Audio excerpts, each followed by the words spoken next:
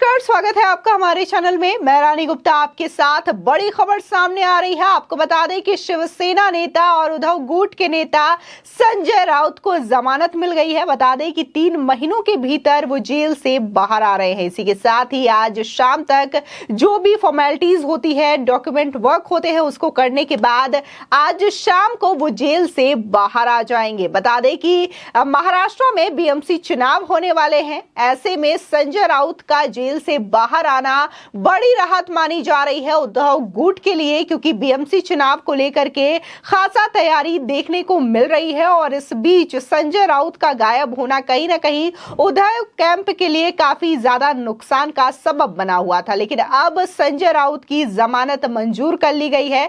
Special PMLA court के तहत यह जमानत याचिका मंजूर की गई है। इसी के साथ ही बता दें कि पात्रा चौल घोटाले मामले में संजय राउत जेल के अंदर 100 दिन से भी ज्यादा रहे हैं। इसी के साथ ही कहा जा रहा है कि ये जो पात्रा चौल और मनी लॉन्ड्रिंग का मामला है, उसमें कोर्ट ने जो जमानत दी है, इसको लेकर के ईडी सुप्रीम कोर्ट में अगर याचिका दायर करती है इस बेल के खिलाफ, तो उनकी बेल रद्द हो सकती है। फिलहाल अभी ईडी की ओर से ऐसा कोई एक्शन का खबर सामने नहीं आया है। कहा जा रहा है कि संजय राउत आज शाम तक जेल से बाहर आ जाएंगे। उन्हें जमानत मिल चुकी है। उनकी जमानत को स्पेशल पीएमएलए कोर्ट ने स्वीकार कर लिया है। इसी के साथ ही आपको बता दें, दरअसल पात्रा चौल मामला जो घोटाला है, उसको करके कई बार संजय राउत से पूछताछ की गई। इसी के साथ ही उनके करीबियों से भी पूछताछ की गई थी। और कहा जा रहा है कि ये जो पात्रा चौल घोटाला मामला है, उसको लेकर के अभी भी जांच लगातार चलाई जा रही है सेंट्रल एजेंसीज के द्वारा। आपको बता दें कि इस मामले में संजय राउत पर मनी लॉन्ड्रिंग का मामला लगा हुआ है और टोटल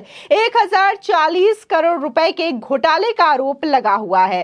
कहा जा रहा है कि जो प्रवीण राउत संजय राउत के करीबी थे, उनकी जो कंस्ट्रक्शन कंपनी थी गुरु आशीष कंस्ट्रक्शन, उसके साथ मिलकर भी ये आरोप लगाए गए हैं, यानी कि उनकी कंपनी पे भी आरोप है। इसी के साथ ही देखने को मिला था कि प्रवीण राउत ने संजय राउत की पत्नी वर्षा राउत के बैंक अकाउंट्स में कई लाख रुपए ट्रांसफर किए गए थे। इसको भी लेकर के सवाल पूछे गए थे संजय राउत से। और साथ ही ये कहा गया कि ये जो पैसे भेजे गए थे, उसी के पैसों से वर्षा राउत ने कई सारे प्लॉट खरीदे। संजय राउत ने भी एक बंगला खरीदा था। और इस सब को लेकर के लगातार सेंट्रल एजेंसीज पूछताछ कर रही थी, ईडी की टीम पूछताछ कर रही थी।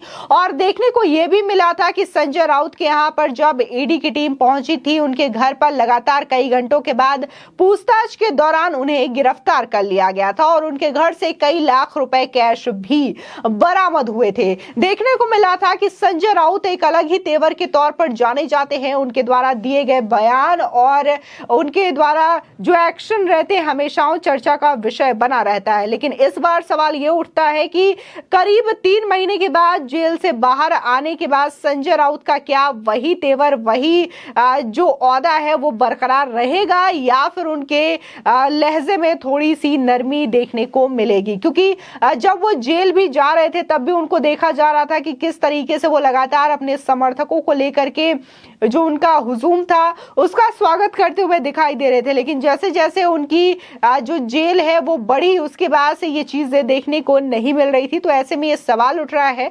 तो वहीं अगर हम महाराष्ट्र की राजनीति पर नजर डालें, तो बीएमसी चुनाव होने वाला है। हालांकि उसकी तारीखों को लेकर के अभी कुछ ऐलान नहीं किया गया है, लेकिन ये बेहद खास माना जा रहा है। और इस बीच संजय राउत का जेल से बाहर आना भी यही कहा जा रहा है कि ये उद्धव कैंप के लिए बहुत ही राहत बड़ी खबर है, क्योंकि लगातार उद्धव कैंप से एक के बाद एक नेता शिंदे कैंप में जाते हुए नजर आ रहे हैं। ऐसे में उनके जो पुराने नेता हैं संजय राउत, उनका वापस आना उद्धव ठाकरे के लिए बहुत ही राहत वाली खबर है। इसी के साथ ही कहा जा रहा है कि शिवसेना और उद्धव गुट के जो समर्थक हैं, उनके लिए भी ये किसी बड़ी खबर से कम नहीं। बता दें, इसमें पात्रा चौल मामला, दरअसल इसमें जो लोग थे वहां पर उनको हटा करके नया फ्लैट बनाया जाना था और इसमें से करीब 672 फ्लैट्स उन लोगों को दिया जाना था जिनकी जमीनों पे ये कंस्ट्रक्शन वर्क होना था। इसी के साथ ही इसमें 3000 फ्लैट्स बनाए जाने थे। थे, लेकिन इसमें देखा गया कि ये जो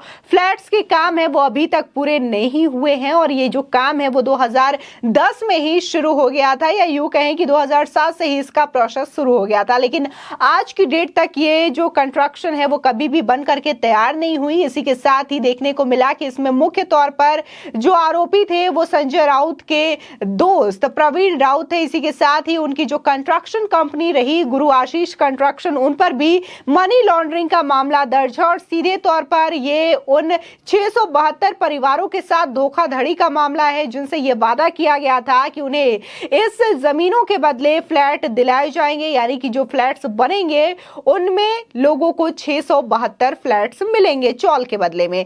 लेकिन ये चीजें अभी तक पूरी नहीं हो पाई और लोगों को इसके साथ बहुत बड़ा झटका लगा। लोग आज भी उस वजह से लगातार संजय राउत को कोसते हुए नजर आते हैं और इसी के साथ ही ये जो चीजें हैं वो लगातार लोगों की शिकायत रही है कि संजय राउत ने इतना टाइम लिया लेकिन उनको आज तक फ्लैट्स अवेलेबल नहीं हो पाए। आपको बता दें इसी के साथ ही ये भी खबर सामने आई थी कि कैसे पात्रा चौल मामले में जो जमीन थे वो जो प्राइवेट बिल्डर्स थे उनको बेचा गया। इसी के साथ ही प्रवीण राउत जो कि संजय राउत के दोस्त थे, उनके अकाउंट से वर्षा राउत के अकाउंट में 83 लाख रुपए ट्रांसफर किए गए थे, जिन पैसों से वर्षा राउत ने कई सारे प्लॉट खरीदे थे और संजय राउत ने भी कई सारे अपार्टमेंट और प्लॉट खरीदे थे। इसको लेकर के बड़ा खुलासा हुआ था ईडी की जांच में कि कैसे संजय राउत ने अलीबाग स्थित एक प्लॉट लिया है और इसके बाद से ही लगातार ईडी अपने कार्रवाई को अंजाम दे रही थी और संजय राउत से भी कई बार इस मामले में पूछताछ की गई थी। आखिर बार उनके घर पर ईडी ने रेड की थी और इस दौरान उनके भाई भी मौजूद थे और उस दौरान देखने को मिला था कि संजय राउत से लंबी पूछताछ की गई ईडी की टीम के द्वारा। उसके बाद ईडी की टीम ने संजय राउत को गिरफ्तार कर लिया था और गिरफ्तारी के दौरान ये देखने को मिला था कि कैसे संजय राउत अपनी मां से आरती करवाते हैं और इसके बाद एक भारी जन समर्थन के साथ वो पहुंचते हैं जेल। शायद इसी तरीके का वाक्य और इसी तरीके की तस्वीरें आपने मनीष सिसोदिया की पूछताछ में भी देखी होगी, जो कि सेम संजय राउत वाला नजरिया और संजय राउत वाला तेवर अपनाते हुए नजर आए थे। फिलहाल संजय राउत के तेवर को लेकर के यही कहा जा रहा है कि क्या अब मनी लॉन्ड्रिंग मामले में जेल से आने के बाद संजय राउत का वही तेवर बरकरार रहेगा या नहीं रहेगा? क्या उनकी जो बयानबाजी होती है एक बार फिर से सुर्खियों का विषय बनेगा या नहीं बनेगा? इसको लेकर के बीएमसी को चुनाव को मद्देनजर रखते हुए कहा जा रहा है कि संजय राउत की वापसी जेल से इस तरीके से बेल मिलना कहीं ना कहीं नया एक ट्विस्ट आ सकता है बीएमसी इलेक्शंस में। तो फिलहाल देखना होगा कि संजय राउत के जेल से आने के बाद क्या बदलाव महाराष्ट्र की राजनीति में होती है और कौन से बयानों को लेकर के एक बार फिर से संजय राउत चर्चा का विषय बनते हैं। फिलहाल आपकी इस खबर पर क्या राय है हमारे कमेंट सेक्शन में जरूर बताएं। आगे की और भी अपडेट के लिए चैनल को सब्सक्राइब करना ना भूलें।